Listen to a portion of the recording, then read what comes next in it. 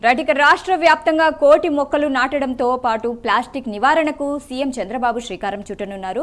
మంత్రి నిర్మల రామానాయుడు పశ్చిమ గోదావరి జిల్లా పాలకొల్లులో జరిగిన వన మహోత్సవ కార్యక్రమానికి హాజరైన మంత్రి గత 5 ఏళ్ల విధ్వంస పాలనలో మొక్కలు చెట్లు నడకరమే లక్ష్యంగా పెట్టుకున్నారని అన్నారు. కూటమి ప్రభుత్వం అధికారంలోకి వచ్చాక మొక్కల పెంపకానికి, అడవుల అభివృద్ధికి అధిక ప్రాధాన్యమిస్తోందన్నారు. భావితరాలకు చక్కటి పర్యావరణం అందించాలనే లక్ష్యంతో సీఎం వన మహోత్సవం కార్యక్రమం చేపట్టారన్నారు. ఈ కార్యక్రమాన్ని ప్రతి ఒక్కరూ బాధ్యతగా తీసుకొని మొక్కలు నాటాలన్నారు.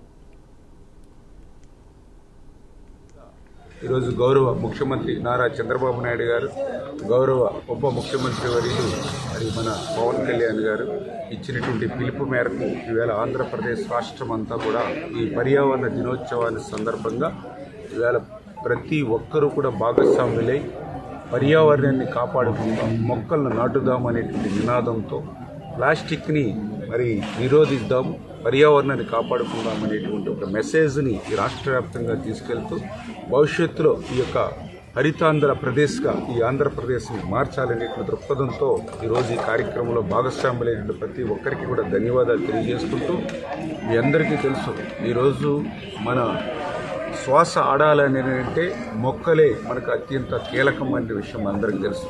ఎందుకంటే మనం వదిలేటువంటి కార్బన్ డైఆక్సైడ్ పీల్చుకుని మళ్ళీ మొక్కలు ఆక్సిజన్ ఇవ్వడం ద్వారానే ఈవేళ మన అందరం కూడా జీవిస్తూ ఉన్నాం. ఆ రకమైనటువంటి మొక్కల్ని పెంచుకుంటేనే మన ఆరోగ్యం ఉంటుంది, మన జీవితం ఉంటుంది. ఆ రకంగా ప్రతి ఒక్కరూ కూడా తమ పిల్లల్ని ఏ రకంగా అయితే చిన్నప్పటి నుంచి పెంచి పోషి